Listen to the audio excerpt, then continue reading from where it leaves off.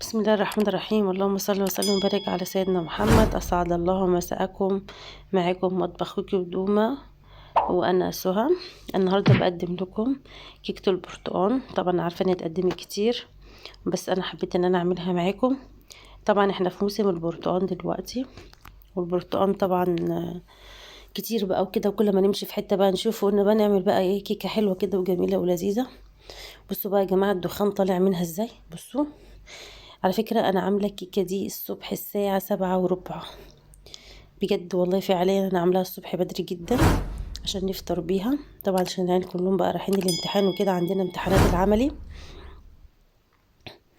فأنا ايه قلت اما ايه صحيت الصبح كده قبل ما انزل، قلت اما اعمل ايه كيكة كده بسرعة، وايه وصورتها. يعني انا كنت اصلا ناوية اصلا اصورها بقالي كام يوم، وكنت جايبة الحاجة بتاعتها وكده موجودة طبعا في البيت. وبعدين كسلت بقى وقلت لا لازم اصورها بقى الصبح. انتوا هتاخدوا بالكم ان انا بص اهو بعد كده رحت لابسه بقى عشان انزل. طبعا احنا معانا 4 بيضات او 3 بيضات، تمام. ومعانا كوبايه سكر طبعا حسب الرغبه، بس طبعا ما تكتروش، كوبايه كوبايه وربع بالكتير، مش اكتر من كده عشان السكر ما يسيحش معاكم في الفرن. ومعانا رشه الفانيليا، ومعانا طبعا ايه ربع كوبايه الخل، ما فيش غنى عنها طبعا. وهنضرب الضربة كويسة جدا في الخلاط او الكبة. على فكرة الكبة دي مش اللي انا بعمل فيها بصل، هي زيها بس دي اكبر شوية، التانية صغيرة شوية يعني. فانا ضربتهم بقى كويس جدا، المكونات اللي هي السايلة كلها مع بعض. هنبتدي بقى احنا ضربتها ضربتين كده، وبعدين احط بقى كوباية الزيت. هي المكونات بتاعتها كلها سهلة وبسيطة. انا خدت البشر البرتقال، كام بشرة كده خفيف جدا طبعا، اللي هو القشرة بتاعت البرتقال، بس ما خدتش ال الابيض، يعني الحاجة البيضة اللي هي جوه القشرة دي انا ما خدتهاش، انا خدت القشرة طبقة من بره بس. هنعصر دلوقتي مع بعض ايه برتقانتين كده ونشوف ايه احنا هنعمل ايه مع بعض. طبعا ضربتهم كويس جدا مع بعض. طبعا السكر كان ناعم ما كانش خشن قوي. الدقيق اللي قدامكم ده يا جماعه كوبايتين ونص، انا خدت منهم كوبايتين بس. انا بصراحه كنت المفروض احط 3 بيضات، وقلت اما احط 4 بيضات بحيث ان انا ايه اعمل يعني ايه صينيه وقالب صغير كده، بس ما إيه هو جت كده في الصينيه، فخلاص قلت اوكي مفيش اي مشكله. طبعا احنا المكونات السائله كلها طبعا ضربناها كلها كده مع بعضنا، وايه ونفضيها في بوله زي ما انتم شايفين كده، وهنبتدي ان احنا نحط الدقيق واحده واحده. طبعا انا كنت بقلب بالمعلقه دي، ما عملتش نتيجه معايا، يعني اسمها ايه ما سفعتنيش مش عارفه.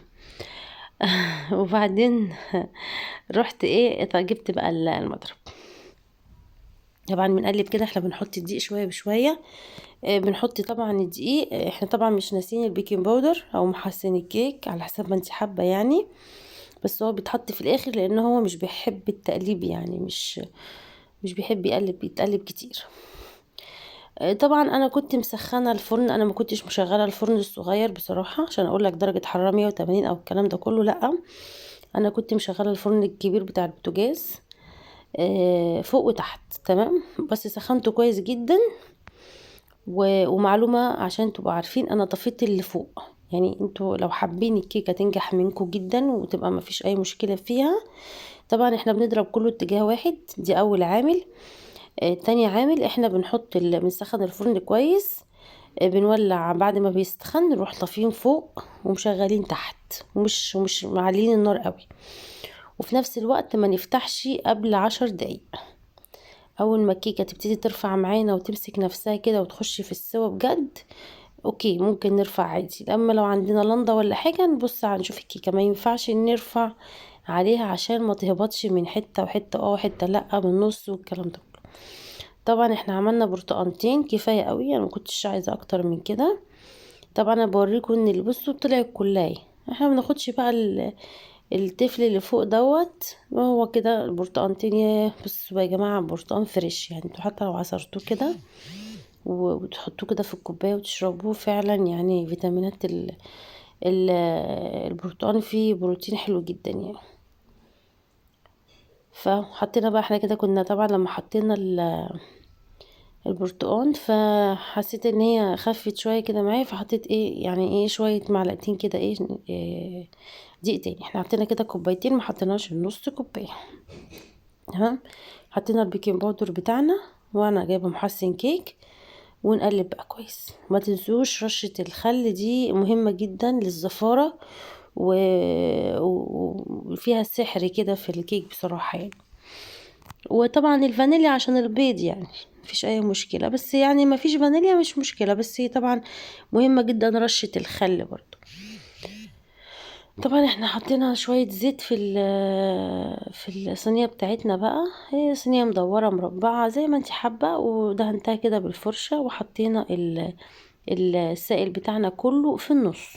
تمام، ما نحطوش هنا ولا هنا، لا في النص، ونضربه ضربة خفيفة قوي كده او هزة صغيرة، ونبتدي ان احنا نحطه في الفرن. طبعا احنا حطيناه في الفرن اهو، هنشيلها بقى ونحطها بقى في الفرن، وطفينا ايه من فوق زي ما قلت لكم. وبصوا بقى النتيجة، يعني انا عايزه اقول لكم كده النتيجة، والفرن مطفي من فوق فعلا. يعني حرفيا كانت طعمها والسكر بتاعها، انا ما خدت معايا يا جماعة عند صحابي هناك في الشغل قالوا لي تحفة تحفة تحفة يعني بصراحة. قالوا لي الله السكر بتاعها مظبوط بقى وجميلة، وكانت حلوة جدا يعني. فهي فعلا عجبتهم يعني، ما كانوش مصدقين ان انا عملتها الصبح بدري كده، بس انا فعلا والله كنت عاملاها الصبح بدري قوي كده يعني. بصوا بقى يا جماعة، هي طبعا لما بتبرد بتدي طعم احلى سبحان الله يعني. عامله زي البشاميل كده، لما تبرد تحسي ان طعمها بقى احلى من وهي سخنه يعني. وطبعا كانت هتمسك نفسها اكتر من كده. بصوا لو خدت بالكم، بصوا الدخان طالع منها ازاي. انا كده بقى يا جماعه لبست اهو زي ما انتم شايفين.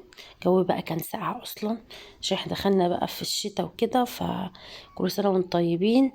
خلاص السنه جريت